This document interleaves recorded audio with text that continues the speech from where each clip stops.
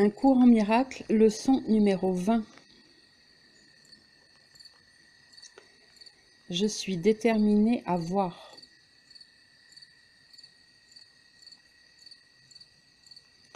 Jusqu'à présent, nous avons été assez désinvoltes en ce qui a trait aux périodes d'exercice.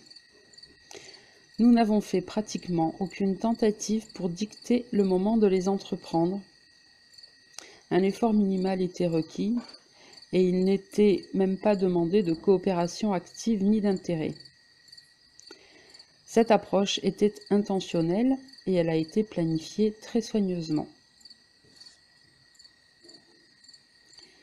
Nous n'avons pas perdu de vue l'importance cruciale du renversement de ta pensée. Le salut du monde en dépend. Or, tu ne verras pas si tu te considères contraint et si tu cèdes au ressentiment et à l'opposition. Ceci est notre première tentative pour introduire une structure. Ne le prends pas pour un effort destiné à exercer de la force ou de la pression. Tu veux le salut, tu veux être heureux, tu veux la paix.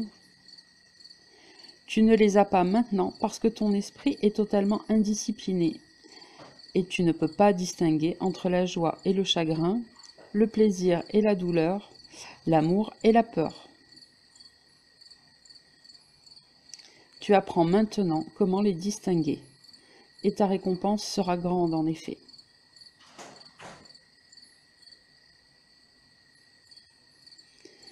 Ta décision de voir est tout ce que la vision requiert.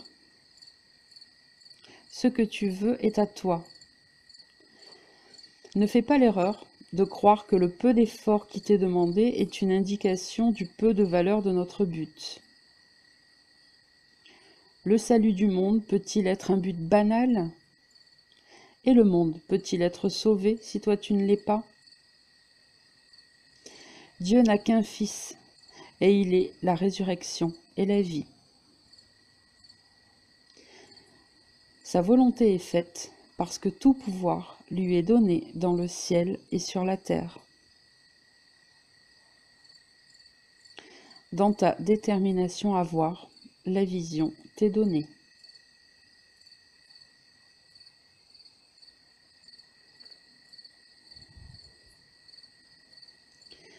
Les exercices d'aujourd'hui consistent à te rappeler tout au long de la journée que tu veux voir. L'idée d'aujourd'hui implique aussi tacitement la reconnaissance du fait que pour l'instant tu ne vois pas.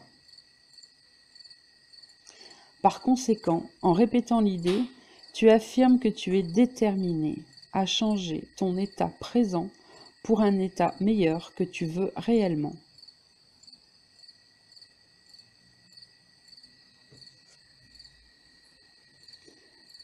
Répète l'idée d'aujourd'hui lentement et positivement, au moins 2 fois par heure, en essayant de le faire toutes les demi-heures.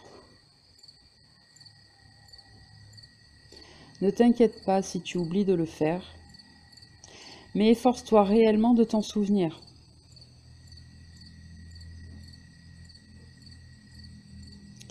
Les répétitions supplémentaires devraient s'appliquer à toute situation, personne ou événement qui te contrarie. Tu peux les voir différemment et tu le feras. Car ce que tu désires, tu le verras.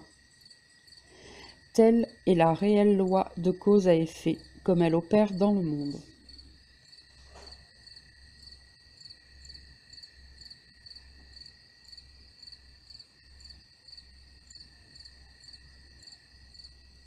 Commentaire par Sandrine Lamec, atteindre l'éveil par l'amour.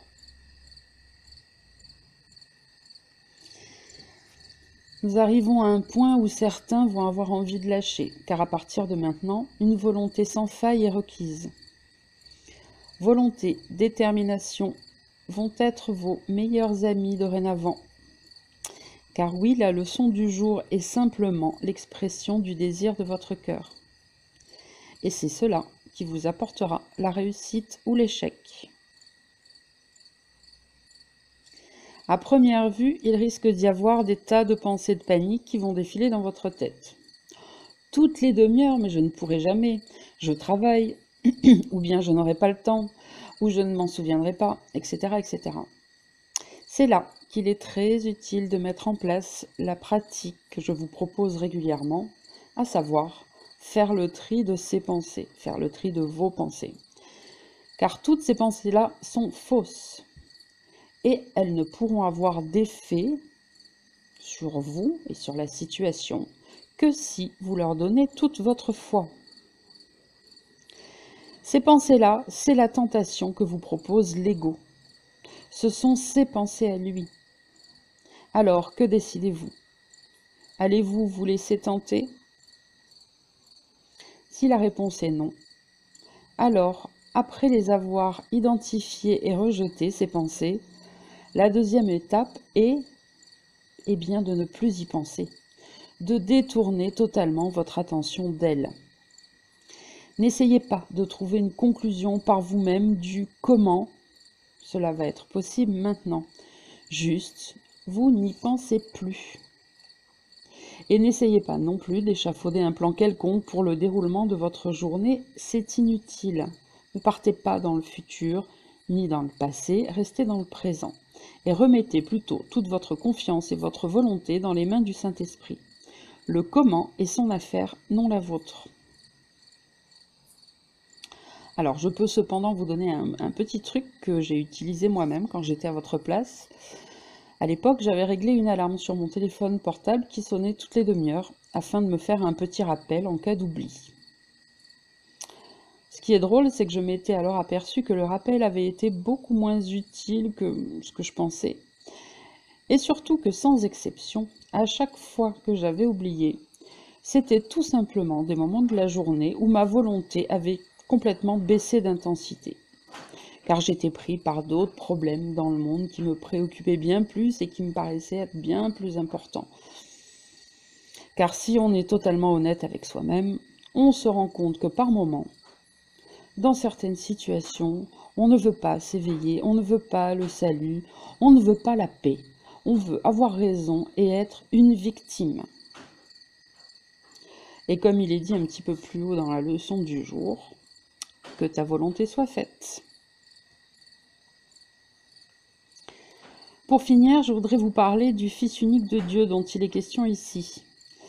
Vous pensez peut-être que dans ce passage de la leçon, il est question de Jésus, n'est-ce pas?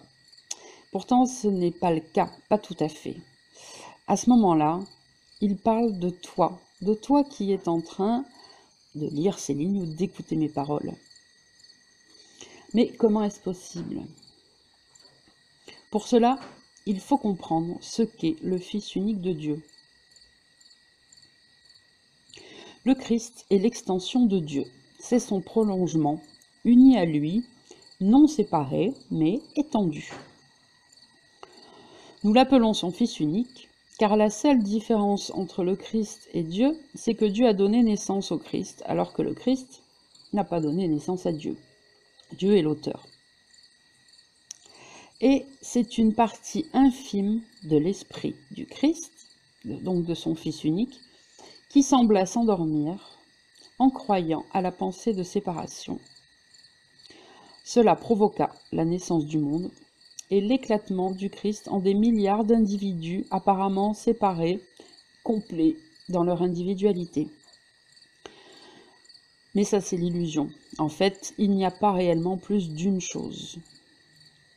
Le Christ, ou le Fils unique de Dieu, c'est tout simplement donc nous tous, Jésus y compris. Et le Fils de Dieu redevient le Christ lorsqu'il se souvient de qui il est, lorsqu'il s'éveille et lorsqu'il sort complètement de la séparation, qu'il se souvient qu'il n'est séparé de rien ni de personne. Et c'est ce qu'a fait Jésus en son temps, quand il était ici-bas. Et pour finir, Jésus, il sait très bien que nous, eh bien c'est lui. Et en nous donnant secours, pour nous aider à nous éveiller, il ne fait en fait que rassembler les parties de lui-même.